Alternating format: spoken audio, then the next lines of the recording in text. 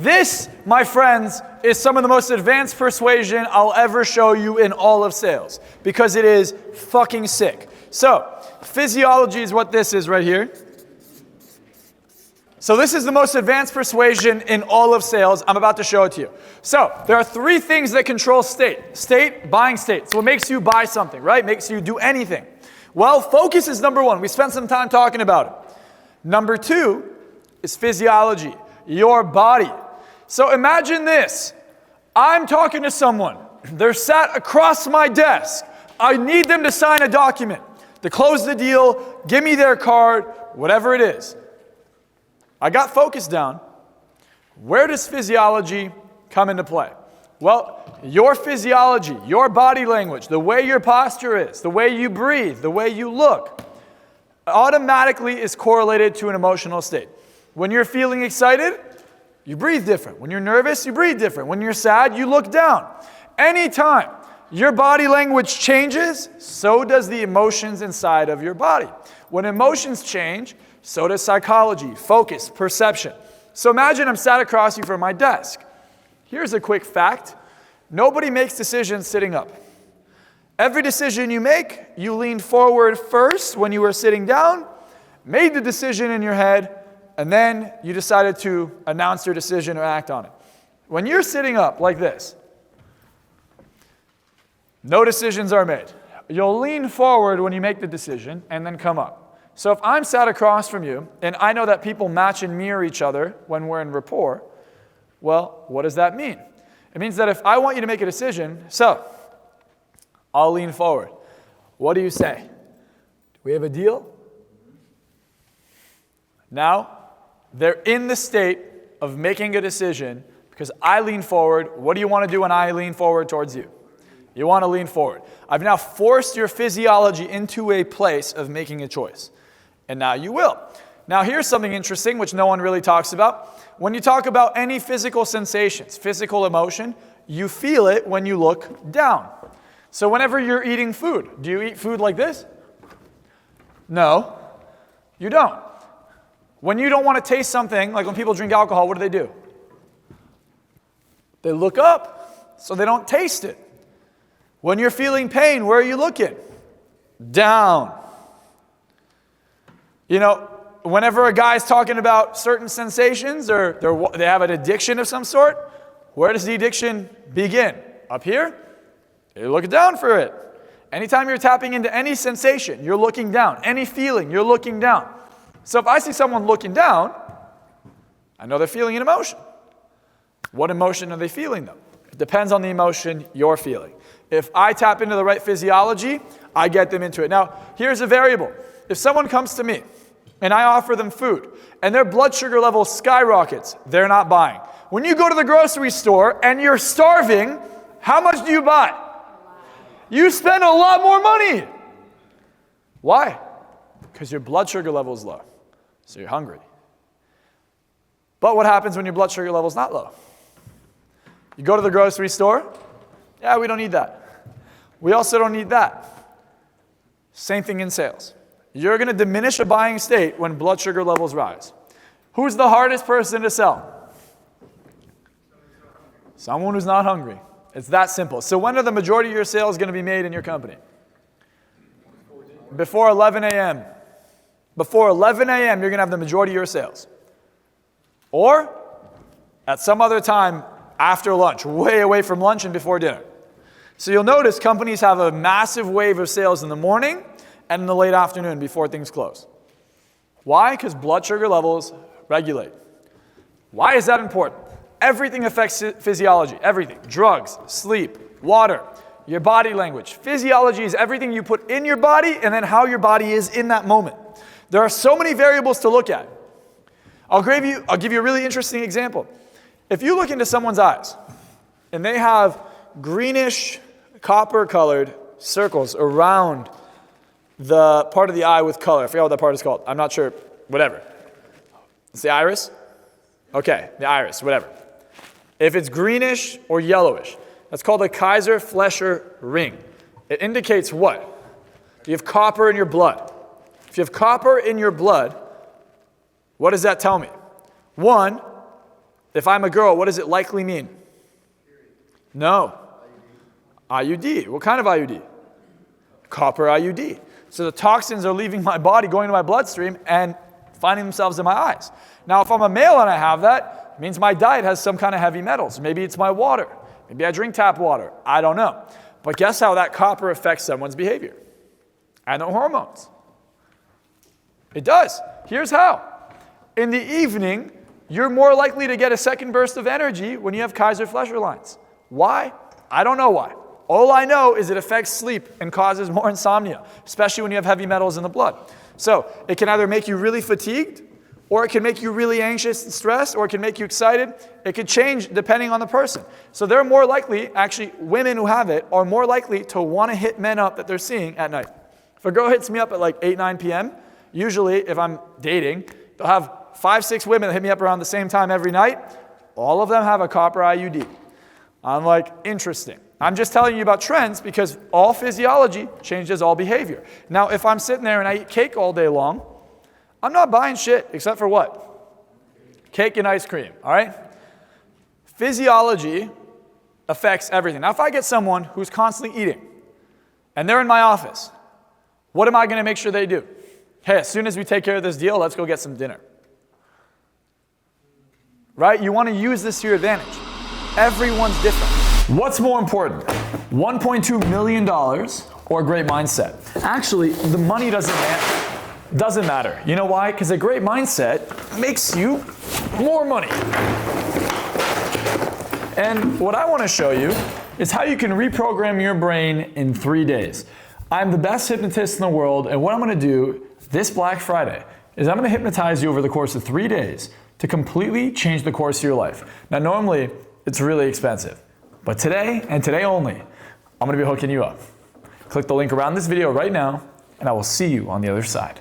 So why is this the most important thing? Because if I mirror the emotion I need you in, you're going to go into it. If I get into a buying state, you get into a buying state. If I get excited, you get excited. If I get tired, you get tired. You ever hang out with someone, you're like, wow, that person has bad vibes. Yeah, of course they got bad vibes. You're around them, their energy rubs off on you, your physiology changes into their physiology, and now they're controlling everything. So when someone's miserable around me, I don't care. People are like, what, Marczell, you don't understand they're miserable? Listen, you put a miserable person near me, I'm not going to be miserable. They're either going to be fucking happy, or I'm going to make sure they get more miserable. It's one of the two. There's no other option, because I'm going to make sure they're comparing their misery to my happiness. I can't stand that shit. You got to be in the mentality that no matter who you talk to, they're going to be in a positive state. Now you might ask, well, where does this energy come from? How do I do that? How do I know what state to be in? Awareness. If I'm in a bad mood, what's my physiology? Try and mirror a bad mood for yourself. You look down, you breathe slow and shallow. You don't feel that good. You can even see the room just got heavier. The vibe of the room just changed. But then instantly you're like, bam! What's up, baby? Who wants to fucking change their life? Say yes. Yeah. Bam! You change the vibe of the room instantly. Physiology. That's why I have you guys stand up. That's why I have you guys move around. Because it's important. So understanding this. Now, here's the last one. And this one is the most subjective. But it's important to understand. Meaning and self-talk. Okay? Meaning and self-talk. If someone, for example, on Zoom, I don't remember what they said. I think I threw the jacket and they're like, Mike was on the jacket, asshole, right? I don't know who said it, but I do know that they said that. If the meaning I gave it was, fuck this person, refund their ticket, I don't want them here, I probably just prevented myself from changing that person's life. Like that person came here for help, they have a pattern of responding or reacting, I didn't help them out. If I gave it a meaning, the meaning I gave it, which is, yeah, fuck it, whatever it is what it is, then I continue as things go on. If someone right now looks at me, like you're touching your face looking at me, I'm like, he doesn't like me. I'm going to hang out over here now, and I'm like, so man, like, yeah, hey, bud, like, what's up? Are you enjoying the seminar? Right? It's going to change the way I see things. So your meaning, the meaning you give things, affects your behavior. It also affects the way people perceive your behavior. Now, if my meaning is simply, I'm here to change your life, that's what's going to happen. Whether you like it or not, you came to the seminar, that's what's going to happen. And I don't care what you think. I invite you to be skeptical. I invite you not to believe it. One way or another, your life's going to change. As long as that's my mentality, and that's the meaning I give this environment, you guys will give it the same meaning. The second my meaning changes, if you guys notice even an ounce of doubt inside of me, you guys will capitalize on that. And then suddenly, it becomes whatever you want it to be. So meaning is everything. It's like context. Think of meaning as context. When I go to, talk about the police officer pulling me over, hey, someone's come save me, whatever, someone's chasing me, I just change the meaning of the interaction. Same thing happens, let's say here's a great example. We have a massive cognitive dissonance when it comes to our personal lives. So anytime you're in love with someone or you need something from someone emotionally, we have a bias. And that cognitive bias prevents you from seeing things as they are. I am a really good coach, and I'm really good at what I do because I see things in black and white. I don't care what someone says. I gave you guys that example about that celebrity who's fucking fat, and he's like, I can't lose weight. Just because he eats like a pig. That's why he can't lose weight. It's not that he can't lose weight because his body's fucked up. Can't lose weight because he can't control what goes in his fucking mouth. All right?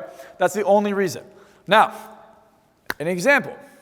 If you go out with someone and they get undressed with someone else, around someone else in the room, and they even dance on them, but they're naked. Is that cheating? Raise your hand if you think that's cheating. It depends on the context. If you go out with someone, they get naked, they're in a room with the opposite gender, and they're dancing on that other opposite gender, is it cheating? Well, is it cheating?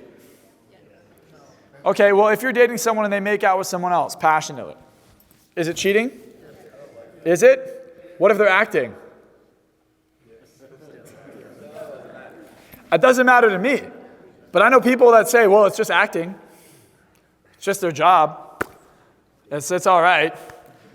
What do you mean it's all right? The fuck you mean it's all right? It's not all right to me, I'm like, bro, you should get to Hollywood. What do you mean? You're better at acting than she is. Fuck. You said it's all right.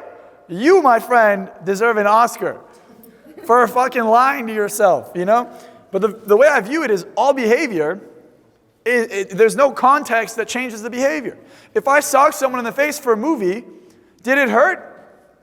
Yeah, it did. It sucks. It's not nice. It doesn't matter what the context is. Is it okay to kill someone? Depends. Depends on what context. Well, they're trying to kill you, I guess, right? The whole point is if human beings just looked at it black and white as it is, we wouldn't be so easily manipulated. It's very easy to manipulate someone when you manipulate the meaning. Meaning is the one thing that everyone likes to change. If I say something to you, and my intention was quite literally to make your life better. Look, I think you can improve if you just did this one thing. And you go, that was a really disrespectful, hurtful thing you said to me. Then, suddenly, you've just changed the meaning and intention of what I said. Here's a great example. If you go look, I don't know where this review is, but I know it exists somewhere. There's a review of a girl talking about how she came to my seminar with her friend. And apparently, I talked about how her friend has no inherent value because of her age or whatever. All I said is you got a guy who's 18, you're 50, living at your house. He's using you. He doesn't like you. He's not going to marry you. He doesn't really give a fuck about you. You should leave him. And he doesn't value you at all. It doesn't make any sense. Black and white. You're in your 50s. The guy's 18. He's just a bum. He doesn't care. I was just transparent. She didn't come to me to bullshit. And then suddenly that triggered this lady's friend, and she wrote a bad review, right? So I'm just saying, I'm not the guy you come to when you're like, your feelings are going to get hurt. You come to me when you actually want to improve your life. She asked for my advice. I gave her my advice. If someone takes the meaning negatively, fuck them. I don't really care. My goal is to make your life better. If someone talks to you, and suddenly you're having a conversation, this has become the culture. You have a conversation, you can't say that. Hey, ma'am, don't call me ma'am. This happened to me at CVS. Excuse me, ma'am, are you in line? Don't call me ma'am. Okay, what would you like me to call you? I don't know, they, them, or something. And I go, okay, ma'am. I'm just I just said fuck this. I don't really care. To me, it's not even about respect. It's just obnoxious. I hate it when people try to make the meaning negative. Hey, what's up, bro? Can you move aside? I don't care what you want me to call you. Are you in line or not? Like, are you in the line? Just answer. I'll never see you again. You never have to talk to me again. Don't elongate this conversation. Just, are you in line? You know, point is the meaning people give things causes problems or makes things good. You meet someone and they give you a hug and a kiss. I'll give you an example. A lot of men get played this way. A lot of women get played this way. Someone tells you, I love you. You're the best. I can't wait to see you. And then they never see you. Do they love you and do they think you're the best? No, they don't. Because if they did, they'd see you. If a girl is constantly texting you or a guy is constantly texting you, hey, you want to hang out? I want to see you. Let's hang out. Let's go on a date. And they never do they actually like you? No. It's not what people, Carl Jung says a quote, it's great. You're not what you say you'll do, you are what you do. That's how I view people. You're not the context, you're just the action. You are the action of whatever it is that you say. If you say you're going to do it and you do it, fantastic.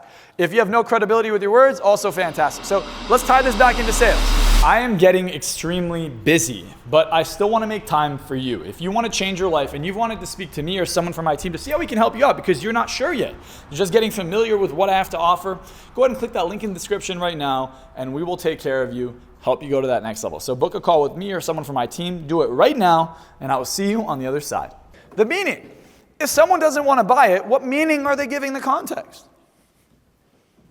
What's the meaning of spending the money on this thing? The meaning is I don't want it because XYZ reason.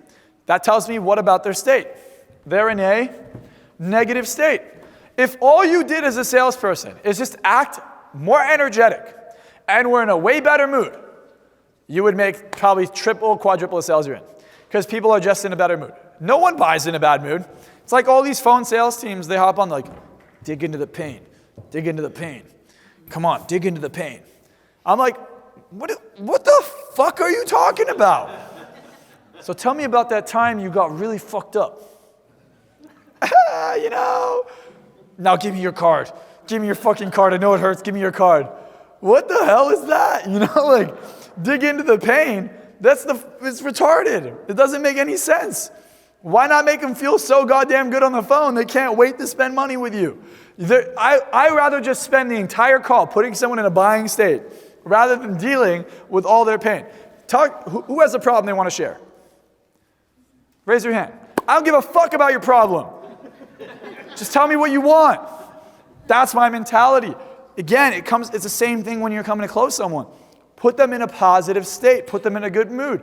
You know, it's like a client gives you an objection and you take it offensive. You go, yeah, well, you know, I went to a Lamborghini dealership with my friend because he was in my Ferrari. He's like, I'm buying a Lamborghini. I bought, just to tell you about like my friend group, my friend Jan, he'll be here tomorrow. He buys a Ferrari F8. He's like, get in it. I'm like, I can't get in it. He goes, why? He's like, because I'll go buy it. I can't buy it. He's like, no, you got to get in it. Anyways, he was very persuasive. And he's just like, look at it. And I just looked at it. And that's all he needed to do. I mean, he's very, very persuasive, right? So I went in the car, and then I got the car the next day. Well, same thing. My other friend, Dylan, talking to him, I'm like, yo, bro, check out this Porsche. He goes and buys the Porsche. He hangs out with me in the Ferrari. He's like, I want a Lamborghini Huracan. Like, I want a Spider. So we go to Lamborghini at Beverly Hills. We walk in. Salesperson's there. The guy's like an asshole. I'm like, bro, how are you going to sell like this car and be an asshole? If I encourage you guys tomorrow, everyone just call an exotic car dealership and see if they get back to you. See how long it takes them to get back to you. You're literally trying to spend $500,000 with them. Just look how long it takes someone to pick up the phone. Like, if I own this dealership, what I would do, I would smack the shit out of everyone and be like, if the phone fucking rings more than once, you don't have a job here. Like, if the phone's ringing, hey, what's up? Whoa, I just dialed. Oh, it's such a coincidence. Haha. Like, so many times, I only bought cars from people who responded to me.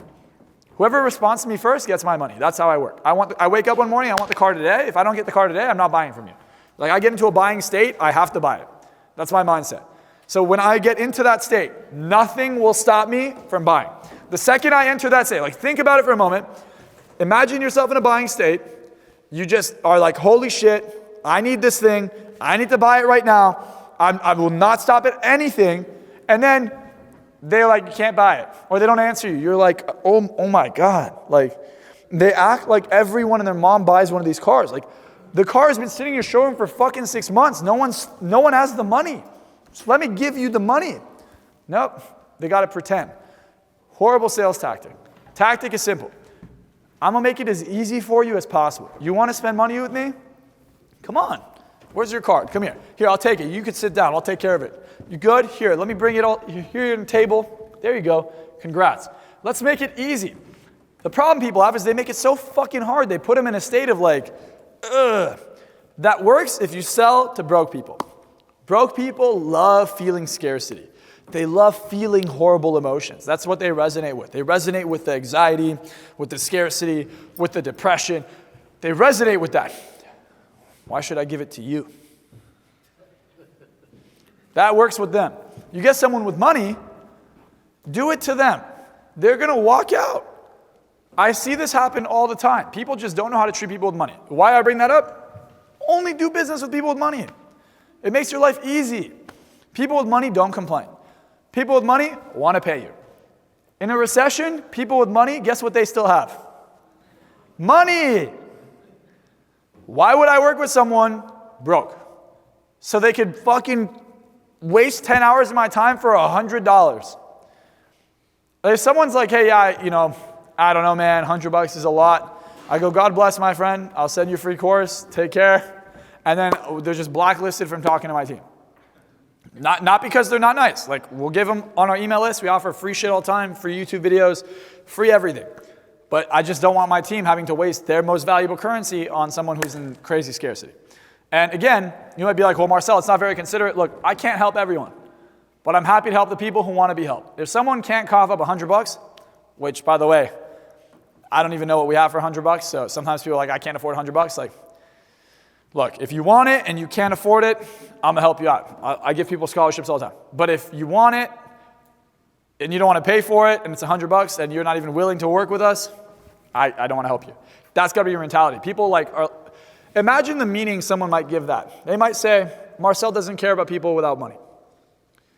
If I didn't care about people without money, here's what my life would look like. I wouldn't be filming or posting on YouTube.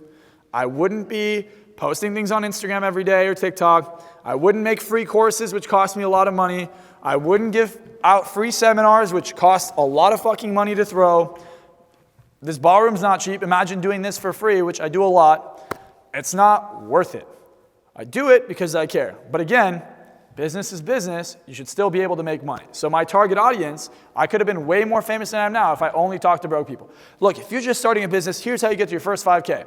Everyone's going to watch that. I don't want that group.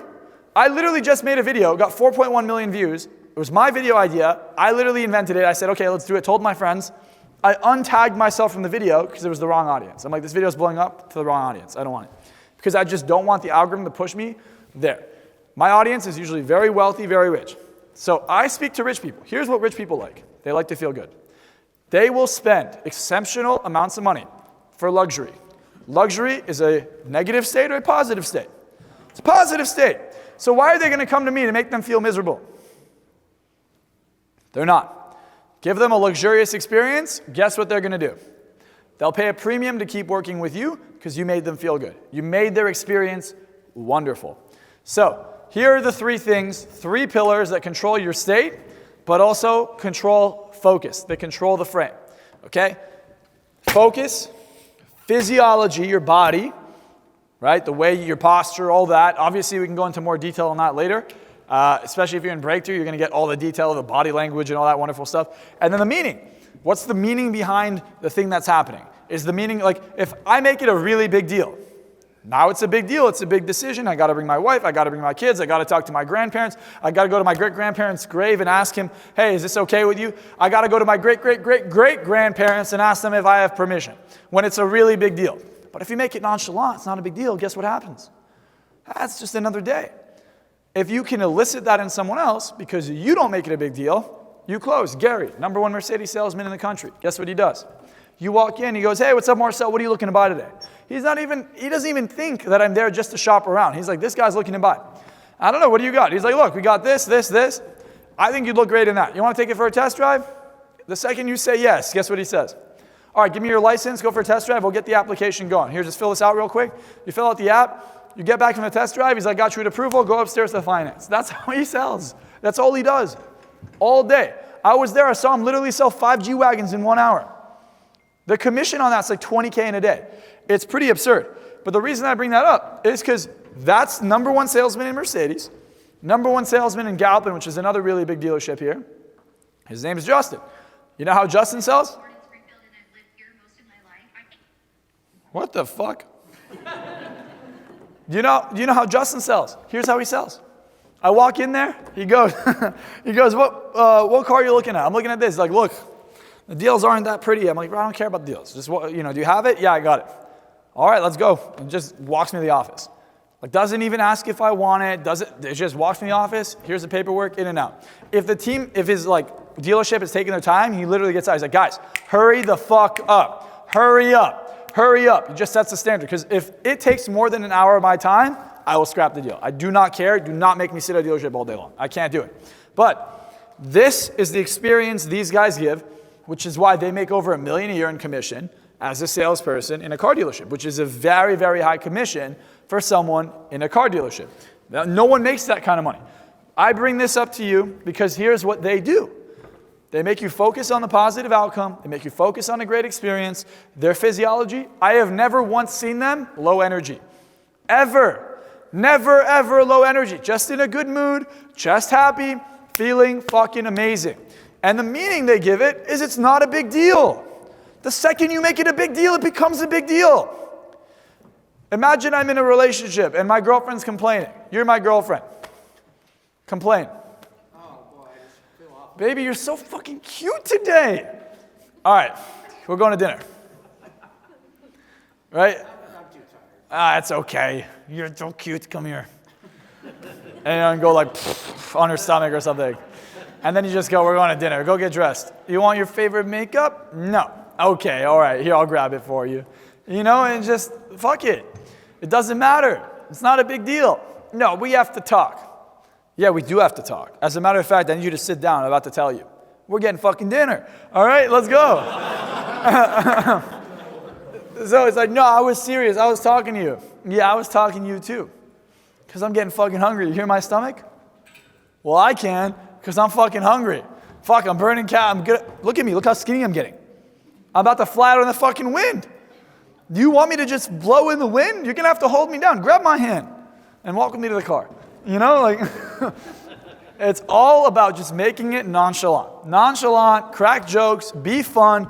But what am I doing? Am I altering what? I'm altering their state. Don't let someone take you into their fucking world. Your job is to take them into yours. And your job in your world is to make your world so fun and so goddamn sexy and so amazing for everyone that everyone wants to be in your world. You know the saying, it's just your world, everyone's just living in it? Fuck yeah, it is. That's my experience. My experience of the world is that it's my fucking world and you're living in it. And guess what your experience of the world is? My world. It's your world and I'm just living in it. So make your world good. Your world is your mindset. Again, if I'm selling anyone, convincing anyone, making anyone happy, what do I have to change? Their state. Now that I have your attention, you want to change your life, and that's exactly what I'm going to do. I'm the best hypnotist in the world. My name is Marczell, Klein, and what I want to do is I want to show you how to reprogram your mind in the shortest amount of time. What I'm going to invite you to do is get on a call with me or someone from my team. All you have to do is click the link around this video, and I will see you on the other side.